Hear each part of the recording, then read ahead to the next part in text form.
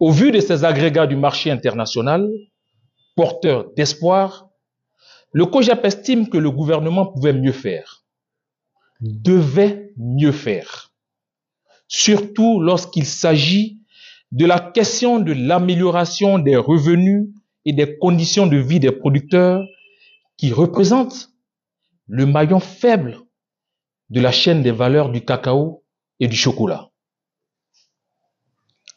Aussi, le COJEP note-t-il avec beaucoup de regret que la promesse du gouvernement d'octroyer 60% du prix CAF aux producteurs n'a pas été respectée. Le prix moyen CAF du marché mondial du cacao ce dernier trimestre s'évalue à 4 700 francs le kilogramme. Sur cette somme, le gouvernement a décidé d'octroyer seulement 1 800 francs aux paysans, soit 38,29% du prix CAF au lieu de 60% comme promis. Avec cet état de fait, plus d'1 million de producteurs verront une chute de leurs revenus pour cette campagne de commercialisation en 2024-2025 de 21,71%. Je répète, une chute de leurs revenus de 21,71% en cette période de rentrée des classes, soit un manque à gagner total de près de 2000 milliards de francs CFA.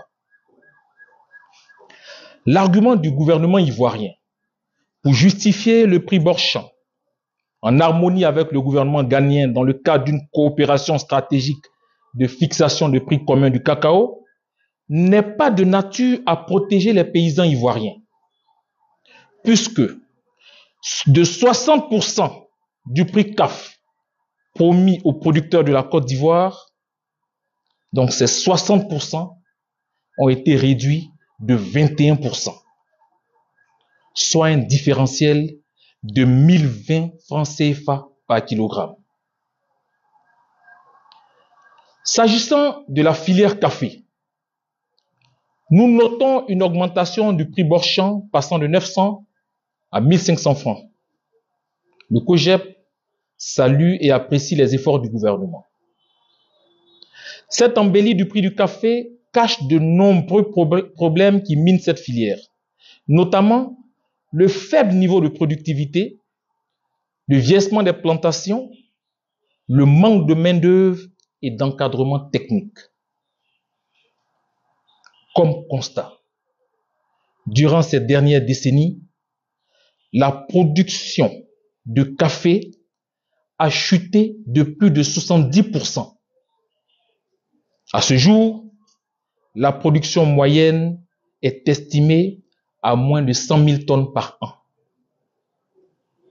Malgré ce prix enchanteur, l'impact recherché sera relatif. Le COJEP, pour la durabilité de la filière, invite le gouvernement à repenser le système de commercialisation stabilisé du café et du cacao, tout en maîtrisant les différentes fluctuations du marché. Il convient de faire une évaluation quantitative et qualitative des risques afin de garantir un prix véritablement rémunérateur, durable et équitable. À l'instar de certains pays qui pratiquent un système libéralisé maîtrisé, tel que le Cameroun, pour ne citer que ce pays, où les paysans camerounais profitent de l'embellie actuelle du marché avec un prix Borchamp de 4 399 francs par kilogramme. Vous notez la différence entre ce prix et le prix pratiqué en Côte d'Ivoire.